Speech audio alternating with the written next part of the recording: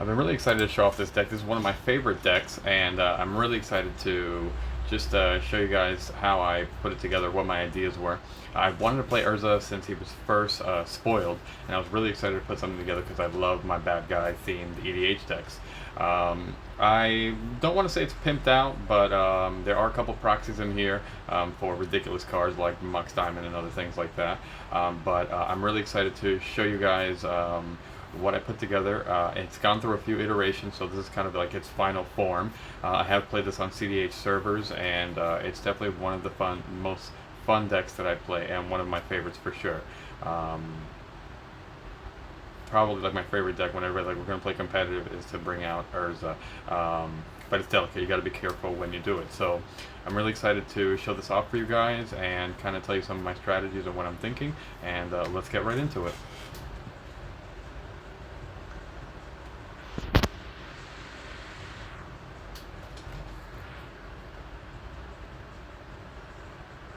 Gotta have a little Ryuk there. Alright, we're doing this in traditional spell table fashion, as you may be able to tell here.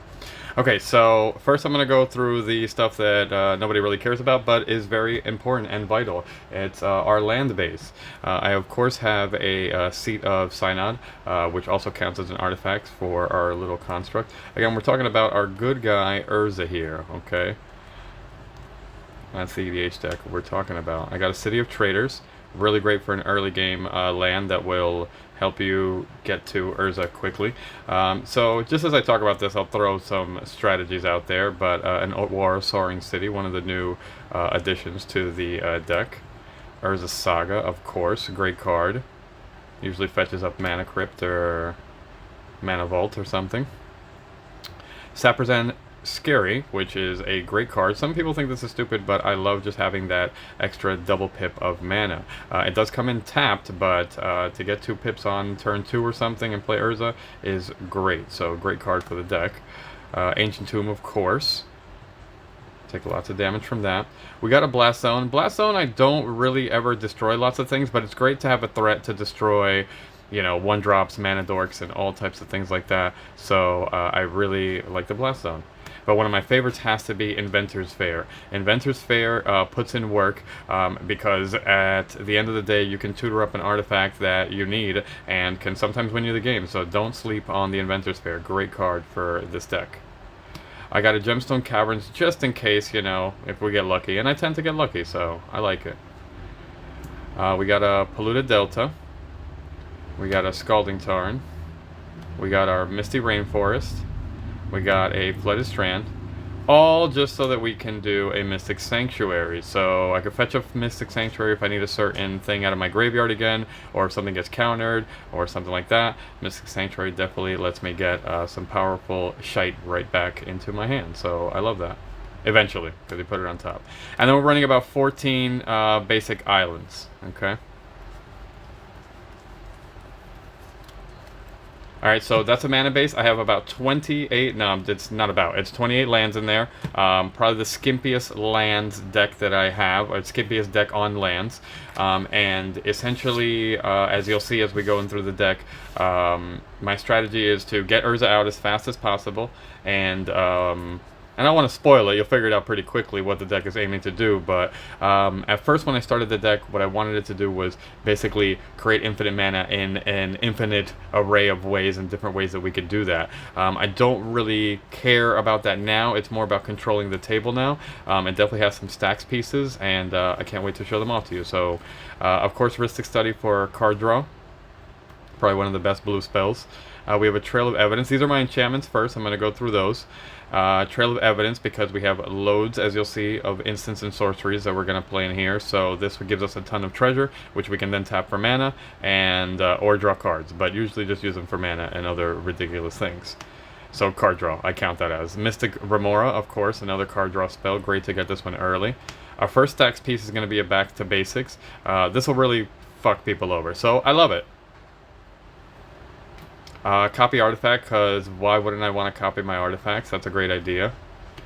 We got a power artifact to obviously make infinite combo or infinite mana with Basalt Monolith or Grim Monolith. We got a Recurring Insight as we go into our sorceries. It's our first one to kind of kick us off here. Recurring Insights, you'll be surprised how effective this works. I once had a game where somebody had Archaics on the battlefield, and I was like, yeah, draw cards, then mine resolves, and you draw a bunch of fucking cards. So, great card, and it has rebound, so you do it again. You do it once, and then you do it again. Great card draw spell, even though at 6 mana. Windfall, of course, because I like to draw cards.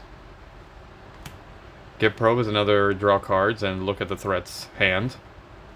Preordained to draw more cards. Seagate Restoration counts as my 29th land, counts as a card draw spell, whatever the moment calls for. I will have a Seagate Restoration, so great little sorcery in there. We got a Ponder, of course, to draw more cards, because we like to draw cards. Alright, and then we got a Transmute Artifact. We'll look for a combo piece, maybe Isochron Scepter or whatever I'm looking for, but looks up a nice little tutor to look up something at the sacrifice of a artifact. Fabricate also will look for a win con or something wonderful and delicious that everyone will enjoy.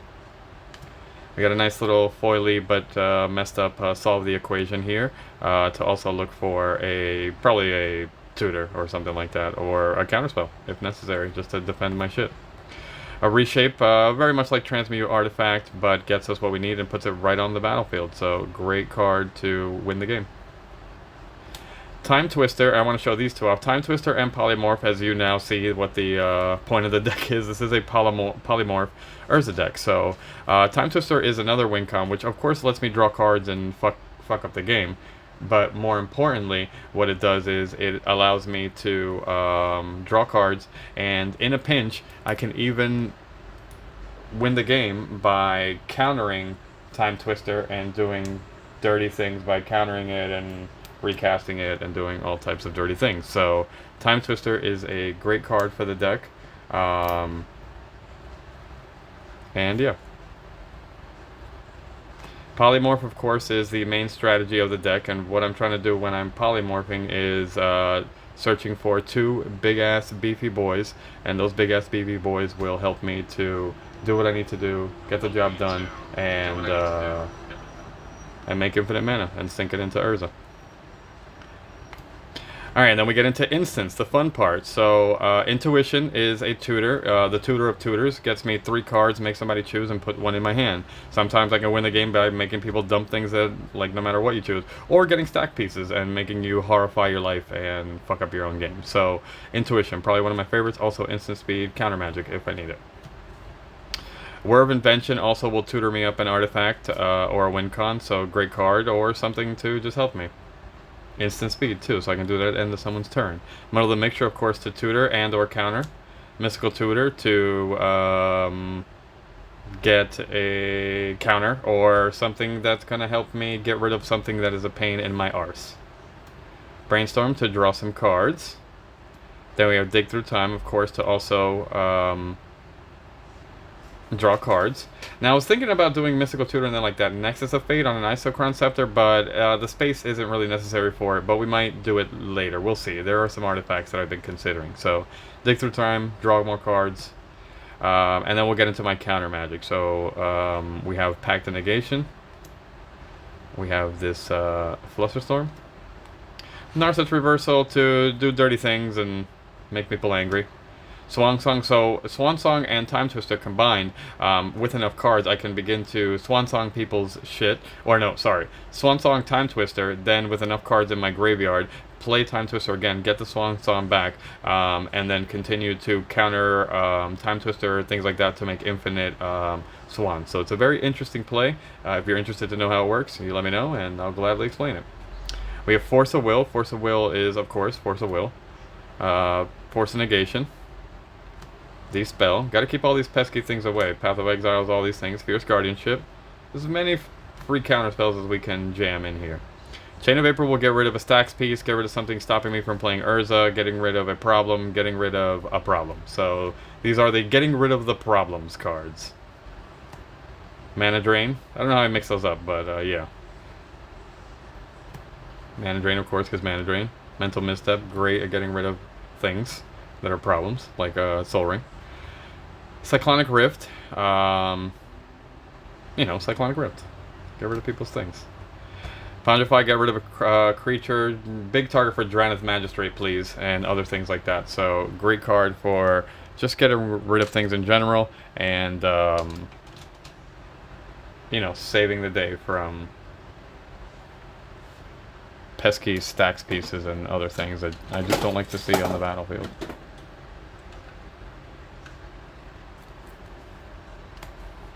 Submerge. Submerge is a recent add. I had to do the Submerge because so many stupid stacks pieces or something, just one thing stopping me from winning. Only playing one spell, Rule of Law, stuff like that. So, great way to get rid of it. This doesn't get rid of a Rule of Law, but it gets rid of things that help, or Rule of Law creatures. Snapback, also a get rid of something that's on the battlefield that's a problem. A Resculpt, also one that I looked for a while, but a great way of just getting rid of something that's a problem. Stacks piece, creature, whatever. Then we got our win cons that are sitting here. Is this dirty or is that just me? It's dirty, okay. So we got a Dramatic Reversal, and Dramatic Reversal obviously will go infinite with Isochron Scepter, but I will sometimes use this just to get there, you know? Sometimes you can just cast it off the rip and it will help. Drowning Dreams is another win con. If for whatever reason I can't get to Urza or something like that, this is an additional outlet that would allow me to draw my deck, and also will allow me to mill twice the cards that somebody else has, or myself. But the funny thing is, this deck is not running Thassa's Oracle. Not a creature that could fit in with obviously my Polymorph strategy, but I will often draw my whole deck, exile my whole deck or something, and then, you know, somebody makes me draw, I'm fucked, but otherwise it usually doesn't do that. Usually I can draw all the cards in my library and kill people, and I'll show you how very soon. And then we're going to get into everybody's favorite part, the artifacts. So these are the artifacts in the deck. We have a Sapphire Medallion. Sapphire Medallion is for making things cheap and will count as a mana rock later down the line. Mishra's Bauble. Mishra's Bauble is just a great artifact, 0 cost, so it turns into mana later. Welding Jar will regenerate my construct, or regenerate something important for me, because I can't lose a construct too quickly or I won't be able to polymorph with it. So it's a very one-trick pony, but with different avenues to how to get to the trick. Tormund's Crypt to get rid of any pesky graveyard or Underworld Breach lines or anything like that. And then we get into everybody's favorite, the stacks pieces. So we start everything off with Trinisphere. Trinisphere can definitely fuck me up, but the great part is I can also ruin people's day and take them out of the game just with the Trinisphere. So great card for this one. Winter Orb, everybody loves it. You love to see it, you hate to see it, but you gotta play Winter Orb. Best part about Winter Orb, of course, if you don't know this, is that you can tap the Winter Orb, and in response to my end step or whatever with Urza out, and I can untap my lands, and you cannot. I'm debating whether a Howling Mine is worth it. I don't think so, but same thing with the Howling Mine. But yeah, Winter Orb is bad for you. Okay for me, not a big problem, as long as I have Urza out. Ensnaring Bridge. I always wondered if Ensnaring Bridge was really worth it, but man, is it worth it. It just doesn't stop you from doing anything, and really can, you know, fuck a Winota player up or somebody else if you get it out fast enough. So, great card. Entangle Wire. Static Orb, of course, another one. Just fantastic. Slows the game down. Doesn't really slow me down too much. I can also tap it at my turn, and it just bothers you and not me. So, everybody loves the Salt. And then we have some card draw things, so like we have a Sensei's Divining Top just for card draw and for doing silly things like that. Witching Well will double as a mana rock, but also allow me to scry, and in a pinch I can draw a card. I usually don't draw cards though. Pithing Needle, get rid of something pesky like a, you know, Yisan or something that's going to tap and do stuff. This is not going to let you do that, so no tapping for you. Our second kind of way to get our win cons out is with the Proteus Staff. This is usually what I'm tutoring for, if it's not Isochron Scepter, but usually this one first, and then I'll hope to like grab Isochron Scepter or something else. But Proteus Staff, definitely one of the big key spells in the deck, and one of the best artifacts that I have. Codex Shredder is another one of the win cons. If I can get the Isochron Scepter and Codex Shredder out, and you know, a couple rocks, I'll have the infinite mana to mill out the whole table, and that's usually what I'm trying to do, is mill out everybody else except for me. Isochron Scepter, of course, Dramatic Reversal, any other tricks if I need, Narset or a Counterspell or whatever, I can put it under Isochron Scepter and protect my ass for quite some time. Great, great card. One of my favorites. Even Mystical Tutor and then gets things. This is my miscut Rings of Brightheath. Goes infinite with the Mana Crypt and Basalt Monolith, I think. Or is it just Mana? No, I'm saying the wrong one. It's Basalt Monolith. Yeah, so great one, and will also let me do some funny shenanigans with Tezzeret, which I will show you soon. Then we got Mana Crypt, of course, because it's a Mana Crypt. The Basalt Monolith goes infinite with a ton of shit that I have in here, but Basalt Monolith. We got a Jeweled Lotus for, you know, those... Who doesn't want to turn one Urza? Mox Opal. Who doesn't want a Mox Opal? Jeweled Amulet. Jeweled Amulet is a, you know, it doesn't really count as a rock, but it helps eventually, and if you have Urza, it's just free. Mana Vault, of course, doing its thing. This is my Monolithe Sinistre. So it's a Grim Monolith, and yeah, it goes infinite. That's what I want to do with Grim Monolith, or use it for mana early, but mostly just go infinite. Soul Ring. A Butte of a Soul Ring. Mox Diamond, not so Butte. Chromox. Chromox does the Chromox thing. And then Tezzeret. Tezzeret will go with a Basalt Monolith. If I get the Rings of Brightheath and the Basalt Monolith, then I can Tezzeret forever and also give myself infinite mana. So a few different ways. And the best ability is this number 2 ability here. Search my library for a freaking artifact and put it on the battlefield. Putting artifacts on the battlefield for my opponents is bad. They don't want me to just put artifacts on the battlefield. Then it does bad things. Narset Parter of Veils, just a great, wonderful planeswalker. You can't draw, and I can draw, and then I can do things like grab artifacts. So, great, great card. And then, of course, our win conditions. I thought about just doing Tidespot Tyrant, but with the whole breaker, you have 2 options just in case someone can get rid of one. I still have a backup plan, and it's probably the reason I love playing the deck. Just 2 big-ass ridiculous creatures doing big-ass ridiculous creature things in an artifact deck that no one expects. So that's the deck, people. It's one of my favorite decks. I love just sitting back and kind of just watching the game play. If you play CDH, you know it's either turbo fast ad nause or stacks to hell or something like that, or Winota just coming and punching everything and everyone in the face. So these are the things I've gotten used to. There's also, you know, Selvala and all these other things, but yeah, competitive is probably my favorite style of gameplay to play, so I definitely wanted to make something that could keep up with everyone and win some games. And Urza is definitely one of my favorite options for that. The deck, kind of, you sit back. I always tell my friends what I like about this deck is it's boring to play. You know, I'm just sitting there doing things, but the best thing about that boringness is that however boring it is, you can definitely sit there and counter everything. It gives you an ability to kind of sit back and pay attention to everything that's happening while the game goes on. So you kind of sit back, you wait to counter key pieces and things that are going to stop you from doing your thing, and then you really want to hope to kind of get some stacks pieces on the battlefield and slow everybody down and speed yourself up. So this is my Urza, and it is definitely one of my favorite decks. I really appreciate everybody for coming by and watching me do my thing over here. This is one of my favorite competitive decks. I have a few more that I want to show you guys. You can check out some of my other stuff on YouTube. I have my Animar deck there and my Yuriko. Yuriko isn't so much CDH, but Animar definitely is, especially in this current iteration that I'm playing. I really hope you like the deck tech, folks. If you want to see more, just like and subscribe and let me know what you're thinking. And I'm really excited to show you guys more decks and more things like this. So I can't wait to see you guys on the next one. This is Seymour from Higher Power Gaming, and I'm signing off. Peace, everybody.